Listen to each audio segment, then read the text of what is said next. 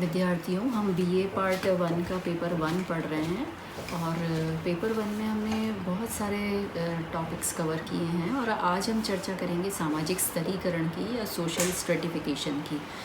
सामाजिक स्तरीकरण क्या होता है, उसकी क्या परिभाषा है, उसकी क्या विशेषताएं हैं, ये आज हम जानने का प्रयास करेंगे।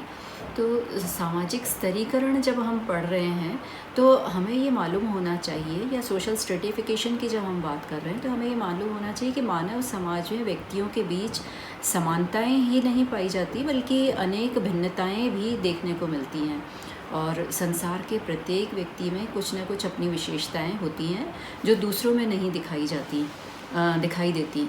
जैसे कोई लंबा है तो कोई छोटा है, कोई काला है तो कोई गोरा है, कोई मोटा है तो कोई दुबला है। इस प्रकार हम व्यक्तियों में अंतर पाते हैं। ऐसा ही भेद हमें समूहों में भी दिखाई देता है। अतः इन अंतरों को हम 2 श्रेणियों में विभक्त कर सकते हैं।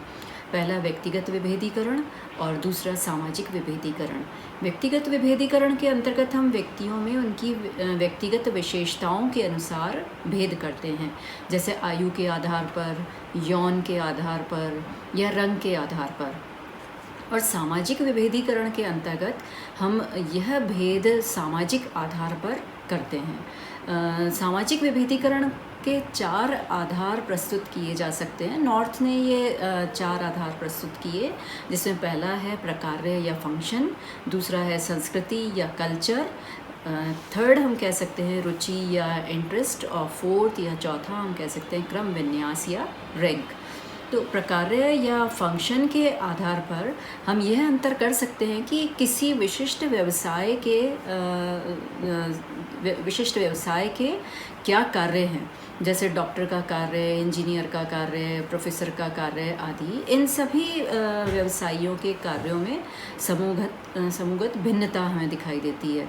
ऐसे सामाजिक विभेदीकरण का आधार प्रकार्य या फंक्शन होता है। सामाजिक विभेदीकरण का दूसरा आधार संस्कृति या कल्चर को माना गया है। भिन्न भिन्न समाजों की भिन्न भिन्न संस्कृतियाँ होती हैं। जैसे उदाहरण के लिए उत्तर भारत की संस्कृति दक्षिण भारत की संस्कृति से भिन्न होती है। यह भाषा, वेशभूषा, खान पान, कला, रीति रिवाज इत्यादि की भिन्नता को स्पष्ट करती है। सामाजिक विभेदीकरण का तीसरा आधार या थर्ड बेस रुचि या इंटरेस्ट है, और रुचि के आधार पर विभिन्न समूहों का निर्माण होता है। उदाहरण के लिए मिल मजदूरों की रुचि वेतन प्राप्त करना होता है, अधिक वेतन प्राप्त करना हो सकती है, जबकि मिल मालिक की रुचि अधिक लाभ प्राप्त करने की हो सकती है। तो खेलने वाले विद्यार्थी, पढ़ने वाले विद्यार्थियों की रुचि अलग अलग हो सकती है। तो ये तीसरा आधार है सामाजिक विभेदीकरण का, जिसको हम कह रहे हैं रुचि या इंटरेस्ट, यानी हर व्यक्ति की अपनी रुचि हो सकती है और उसके आधार पर व्यक्ति व्यक्ति में भेद होता है।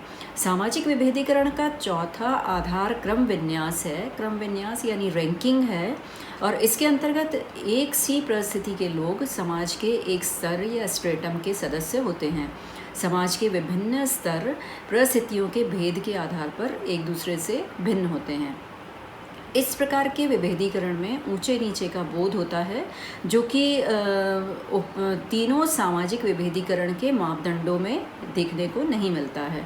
क्रम विन्यास का आधार परिस्थिति है, जो कि सामाजिक मूल्यों पर निर्भर करती है। अतः वह विभेदीकरण जिसका आधार क्रम विन्यास है स्तरीकरण कहलाता है। अब अगर हम स्तरीकरण की परिभाषा देखें तो टालकट पार्सन्स के अनुसार हम परिभाषा इसकी देख सकते हैं, और पार्सन्स कहते हैं कि सामाजिक स्तरीकरण का अर्थ किसी सामाजिक व्यवस्था में व्यक्तियों का ऊंचे और नीचे के क्रम विन्यास में विभाजन है। पार्सन्स ने स्तरीकरण के अंतर्गत समाज व्यवस्था में परिस्थितियों के क्रम विन्यास को महत्वपूर्ण माना है, यानी रैंकिंग को इम्पॉर्टेंस दी है उन्होंने। व्यक्ति की परिस्थिति निर्धारण में पार्सन्स ने 6 कारकों को मुख्य बताया, या 6 कारकों का योगदान बताया है। पहला है नातेदारी समूह की सदस्यता, यानी membership in the kinship group. दूसरी हम कह सकते हैं व्यक्तिगत विशेषताएं या गुण, पर्सनल क्वालिटीज़। अर्जित उपलब्धियाँ या अचीवमेंट्स, द्रव्यजात या पोजीशंस, सत्ता या अथॉरिटी, और शक्ति जिसे हम पावर कहते हैं। तो ये 6 चीज़ें हैं, 6 जो विशेषताएं हैं या 6 कारक हैं जो सामाजिक स्तरीकरण को परिस्थिति का निर्धारण करते हैं, और यही 6 फैक्टर्स सामाजिक स्तरीकरण का भी निर्धारण करते हैं। हम कह सकते हैं कि जैसे नातेदारी समूह की सदस्यता व्यक्ति की परिस्थिति उसके परिवार एवं नातेदारी संबंधों के मध्य से आंकी जा सकती है। जन्म से ही व्यक्ति को जो परिस्थिति प्राप्त होती है वह उसकी पारिवारिक परिस्थिति के अनुरूप होती है। जैसे राज परिवार में जन्म लेने से बालक को एक विशिष्ट परिस्थिति प्राप्त होती है। इसी तरह अगर हम व्यक्तिगत विशेषताएं या गुण, पर्सनल क्वालिटीज़ की बात करें तो व्यक्तिगत विशेषताएं एक व्यक्ति को जन्म से ही प्राप्त होती हैं। इनके अंतर्गत सुंदरता, शारीरिक शक्ति, मधुर आवाज़ आदि गुणों को लिया जा सकता है।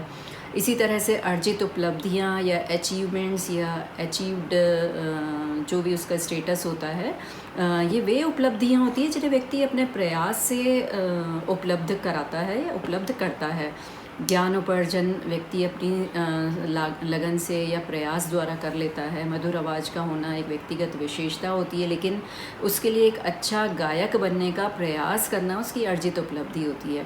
फिर हम कह सकते हैं जैसे द्रव्यजात या पोजीशन, तो सभी भौतिक वस्तुएं इसके अंतर्गत आती हैं जिनका हस्तांतरण किया जा सकता है। उदाहरण के तौर पर धन, भवन, आभूषण, फर्नीचर आदि वस्तुएं द्रव्यजात कही जाएंगी क्योंकि हस्तांतरित की जाती हैं। तो इनसे भी एक व्यक्ति को परिस्थिति प्राप्त होती है। इसी तरह से हम सत्ता की बात करें, अगर अथॉरिटी की बात करते हैं, तो सत्ता व्यक्ति को संस्थात्मक रूप से ऐसे अधिकार प्रदान करती है जिसके द्वारा वह अन्य व्यक्तियों अथवा समूह के व्यवहारों को निर्धारित करता है, नियंत्रित अथवा नियोजित कर सकता है। संस्थात्मक सत्ता 2 प्रकार की हो सकती है, एक तो औपचारिक या वैधानिक, फॉर्मल और लीगल, और दूसरी अनौपचारिक या संस्थात्मक, इनफॉर्मल और इंस्टीट्यूशन। जैसे एक सिपाही अगर चौराहे पर खड़ा होकर आने जाने वाले वाहनों को दिशा निर्देश करता है, तो सिपाही को यह जो सत्ता है संस्थात्मक रूप से मिली हुई है, और यही सिपाही अगर वर्दी में न हो तथा उसके कार्य करने का समय उस दिन के लिए समाप्त हो गया हो, तो वो आने जाने वाले को कोई निर्देश नहीं दे सकता है। इसी तरह से हम शक्ति की बात कर सकते हैं। शक्ति का संबंध व्यक्ति के व्यक्तिगत प्रभाव से है, जिसके माध्यम से वह समाज के विभिन्न लोगों को प्रभावित करने की क्षमता रखता है। जैसे महात्मा गांधी के पास कोई संस्थात्मक सत्ता नहीं थी, न वे राष्ट्रपति थे और न वे प्रधानमंत्री थे, फिर भी उनकी शक्ति के सम्मुख कई राष्ट्रों के प्रधानमंत्री और राष्ट्रपति नतमस्तक हो जाते थे। तो इस तरह से शक्ति का यह स्रोत व्यक्ति की उन विशेषताओं में निहित है जो कि जनसाधारण को प्रभावित करने की क्षमता रखता है। तो इन 6 कारकों के आधार पर हम व्यक्ति की परिस्थिति को बता सकते हैं। अब हम सामाजिक स्तरीकरण की विशेषताओं की बात करेंगे। तो हम कह सकते हैं कि सामाजिक स्तरीकरण की प्रकृति सामाजिक होती है, या हम कह सकते इसकी जो नेचर है वो सोशल होती है, या हम कह सकते हैं कि सामाजिक स्तरीकरण पुरातन है या एंशिएंट है, क्योंकि समाज के में स्तरीकरण हर काल में रहा है। और अगर हम इतिहास देखें तो प्राचीन काल में भी स्तरीकरण का अस्तित्व हमको दिखाई देता है, यानी विभिन्न स्तरों में भेद हमें दिखाई दे रहा है। तो सामाजिक स्तरीकरण प्रत्येक समाज में रहा है। ऐसा नहीं है कि वर्तमान में ही हमें भेद दिखाई दे रहा है, सामाजिक स्तरीकरण प्रत्येक समाज में हमें देखने को मिला है। इतिहास में ऐसा कोई उदाहरण नहीं है जब हमें ये पता लगा हो कि सामाजिक स्तरीकरण नहीं रहा है, प्रत्येक समाज में ही रहा है। सामाजिक स्तरीकरण के स्वरूप में भिन्नताएं होती है, भिन्न भिन्न स्वरूप हैं इसके। जैसे भारत में स्तरीकरण जाति व्यवस्था के रूप में दिखाई देता है, और अनेक स्थान पर ये दास और स्वामी के संबंधों के रूप में। यूरोपीय देशों में ये कई स्थान ऐसे रहे हैं जहाँ दास और स्वामी के रूप में भी हमें संबंध देखने को मिले हैं। सामाजिक स्तरीकरण के परिणाम भी सामाजिक होते हैं। जैसे इसके आधार पर जीवन के अवसर और जीवन शैली ये सब प्रभावित होते हैं। ये इस तरह की असमानता हमको देखने को मिलती है। इसके बाद सामाजिक स्तरीकरण के स्वरूप की हम चर्चा करेंगे। इसके विभिन्न स्वरूप हैं, जैसे मुख्य रूप से हम जाति व्यवस्था, वर्ग व्यवस्था, दास व्यवस्था, जागीरें, इन सब की चर्चा करेंगे। तो अगले व्याख्यान के अंदर हम ये सारी चर्चा करेंगे। धन्यवाद।